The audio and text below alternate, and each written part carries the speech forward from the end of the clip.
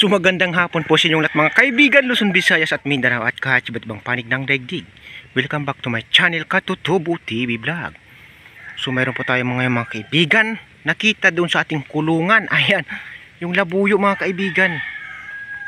So hindi ko alam kung paano siya nakapasok mga kaibigan yung labuyo na yun. Yun o. Ayan mga kaibigan o. Doon sa mainahin mga kaibigan na brown. Doon sa unahan pa. Ayan. So ipakita natin mamaya mga kaibigan. Tingnan natin kung anong nangyari, kung bakit siya nakapasok. Himalaya yata ito. Ayan. So time out muna po tayo mga kaibigan. Ayan po siya mga kaibigan. So disclaimer lang, this video is for entertainment purposes only. Ayan po siya oh. Hindi ko lang paano siya nakapasok dito mga kaibigan. Ang galing niya. Ayan. So huluhin po natin yung mga kaibigan. Kailangan mahuli po natin kasi makakaalpas po yan dito. Hindi ko lang kung saan po yan galing. Paano po siya nakapasok. Ayan. Ayan po ang labuyo mga kaibigan.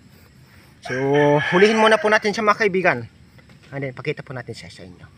Disclaimer lang, this video is for entertainment purposes only. Ayan. Hulihin muna po natin siya mga kaibigan. And then pakita po natin siya sa inyo mamaya. Hindi ko lang kung paano siya nakapasok dito. Baka nalahian po yung ating manok. Kutay tayo dyan.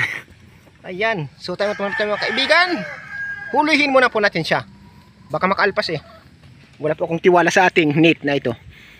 Kasi hindi ko alam kung bakit siya nakapasok. Timingan po natin na mahuli po siya. Ayan, ayan po siya mga kaibigan oh. Grabe ha.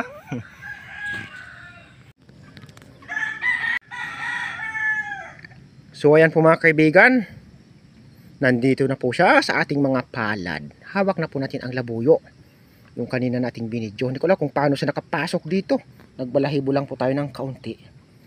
Ayan. So meron po siyang damage sa kanyang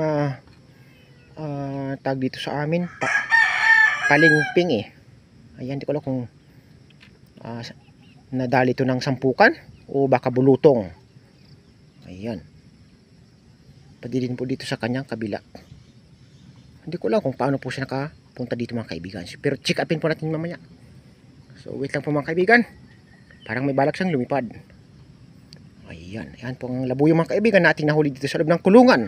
Hindi ko alam kung paano nakapasok. Miracle! Ayan. So may butas po dito yung mga kaibigan. Oh. Ayan. Dito may butas po mga kaibigan. Ayan. Ayan. Dyan po mga kaibigan. Oh.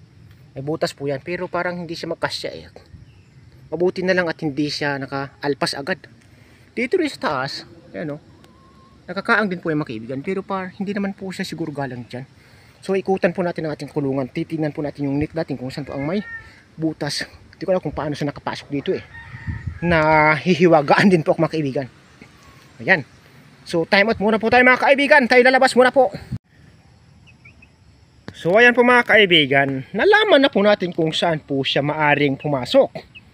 Ito lang po ang nakikita kong may malaking posibilidad na napasukan niya. Kasi nataputol po yung tali.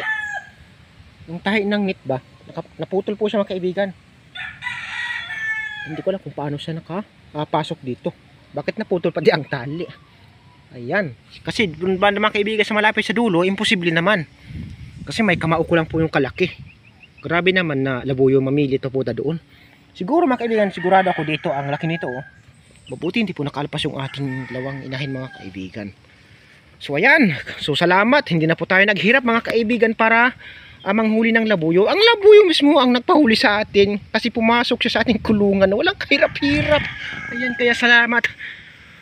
Swerte man o ano ang tawag. Bless man o anong tawag. Salamat talaga ng marami. Thank you Lord. Ayan. So dito na po siya mga kaibigan sa ating mga kamay. Ito ay atin na pong ilalagay sa kulungan. Oops. Doon po natin ilalagay siya mga kaibigan sa taas. So ibubukod muna po natin siya. Hindi ko lang kung baka mayroong karamdaman ito eh. Hindi ko lang kung nagsampukan o baka naman mayroong bulutong. Kaya mahirap na. Ilagay muna natin siya sa separation or sa separate na kulungan mga kaibigan. Ayan. So tatahiin ko na lang po ito mga kaibigan ng medyo itan ko ng kaunti. Baka sakali mayroon pang dumating na labuyo na pumunta dito. Ayan, grabe.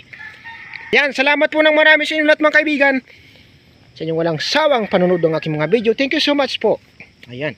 Sinasabi nga nila, Ang swerte ay kusang dumarating ng hindi nating inaasahan. Tama nga naman. May point. Kasi nakahuli tayo ng labuyo. Ayan o. Ang labuyo mismo ang nakapasok sa ating kulungan. Hindi naman po natin hinuli mga kaibigan. Siya mismo ang pumasok. Kaya, salamat. Isa ng malaking bagay na nakahuli tayo ng labuyo na walang kahirap-hirap. Siya mismo ang nagpahuli sa atin kasi pumasok siya sa ating kulungan, di atin na siya. Ayan. So hanggang dito na po mga kaibigan ng aking video. Hindi na po tayo magtatagal dahil tayo magpapakain pa ng ating mga alagang manok. Thank you so much po sa inyong lahat. God bless us all mga kaibigan.